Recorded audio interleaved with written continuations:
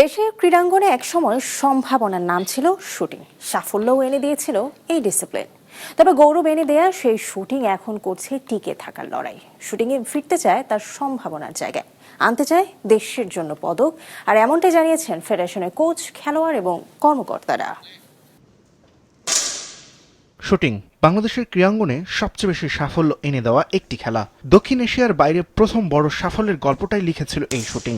1990 Commonwealth গেমসে দলীয় স্বর্ণ জিতেছিল আব্দুস সাত্তার, নিনি ও আতিকুর রহমান জুটি, যেটা ছিল বাংলাদেশের ক্রীড়া অঙ্গনে এখন পর্যন্ত বড় অর্জনগুলোর মধ্যে একটি।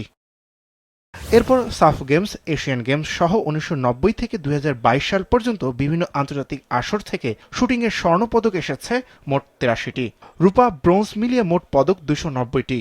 তবে সময়ের ব্যবধানে রাজনৈতিক পট পরিবর্তন সহ নানা কারণে পিছিয়ে পড়ে দেশের শুটিং।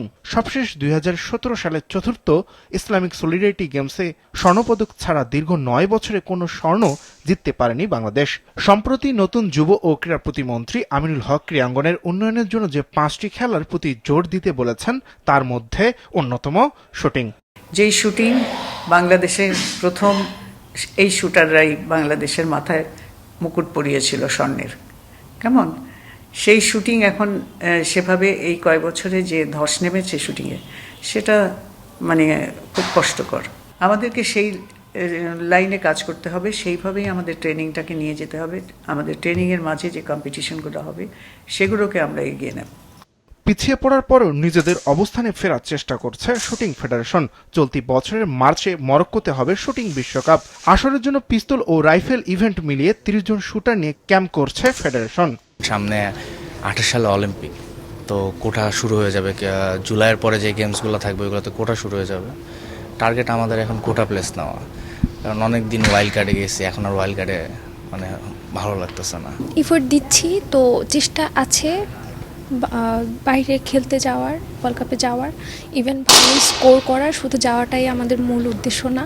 শুটিং আগেও ছিল, এখনও আছে, হয়তো কোনো মাঝখানে গ্যাপগুলা বা এরকম কিছু হয়েছে, বাট ওইটা কিছু না। আমাদের আগের মতোই আগে যা ছিল তার থেকে এখন আরও বেশি, আরও ভালোর দিকে যাবে। জুনিয়ররা অনেক ভালো করে, আমাদেরও সিনিয়রদের যে একটা আমরা মেন্টাল প্রেশারেও থাকি অনেক সময় জুনিয়রদের নিয়ে, অনেক সময় তারাও আমাদের চাইতে অ্যাডভান্স স্কোর করে ফেলে। তো সেক্ষেত্রে দেখা যাচ্ছে আমাদের অনেক কিছু মেনটেন্যান্স করে চলতে হচ্ছে। 2024 সালের আগস্টের পর এখন পর্যন্ত দীর্ঘমেয়াদী ক্যাম্প আয়োজন করতে পারেনি ফেডারেশন। তবে এবার বিশ্বকাপ, এশিয়ান গেমস ও 2027 সালে পাকিস্তানে অনুষ্ঠেয় দক্ষিণ এশিয়ান গেমসকে টার্গেট করে খেলোয়াড়দের অনুশীলন চালু রাখার পরিকল্পনা করেছে। এক্সট্রা অনেক শুটার ডাকা হয়েছে ক্যাম্পে, তো অনেক শুটার সবাই খুব স্পিড নিয়ে প্র্যাকটিস করছে, স্টার্ট করেছে। এনভায়রনমেন্টটাও অনেক ভালো লাগছে, আশা করি ইনশাল্লাহ ভালো কিছু হবে। বর্তমানে কোচ ও খেলোয়াড়দের জন্য সীমিত পরিসরে সুযোগ সুবিধা থাকলেও নিজেদের সামর্থ্য অনুযায়ী সর্বোচ্চ সহযোগিতা দেওয়ার চেষ্টা করছে ফেডারেশন। শুটিংকে নিয়ে যাওয়া যায় একেবারে গ্রাসরুটে, অনূর্ধ্ব 14 বছরের ছেলে মেয়েদের স্কুল লেভেল থেকে। কেন ওরা ফান হিসাবে এটাকে গ্রহণ করবে প্রথমে, হ্যাঁ, যদিও গোলাগুলির ব্যাপার, কিন্তু কথা হচ্ছে ওই রকম অ্যামুনিশন ওদেরকে আমরা দেব না যাতে কোনো ঘটনা ঘটে। ডরমেটরি, এটা সেটা সব কিছু সংস্কারের কাজের জন্য আমাদের ছিল, সেগুলো আমরা ওইভাবে কাজ করিয়েছি। শুটিংয়ে প্রতিভা আছে, সম্ভাবনাও আছে, প্রয়োজন শুধু পরিকল্পিত সহায়তা, এমনটি মনে করে ফেডারেশন।